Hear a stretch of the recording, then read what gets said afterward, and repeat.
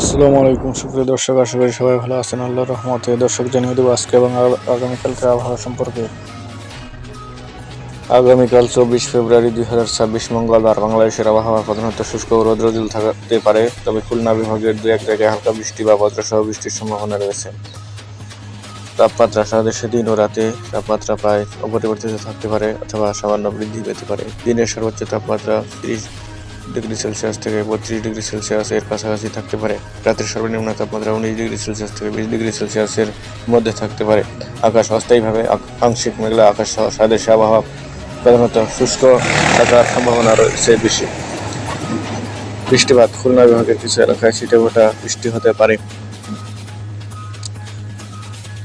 শেষ রাত থেকে সকাল পর্যন্ত দেশের নদী অববাহিকা হালকা থেকে মাঝারি ধরনের বর্ষা পড়তে পারে।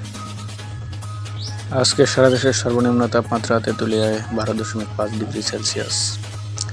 দর্শক, ভিডিওতে লাইক, কমেন্ট, শেয়ার করুন আর আবহাওয়ার আপডেট পেতে চ্যানেলটি সাবস্ক্রাইব করে পাশেই থাকুন। ধন্যবাদ।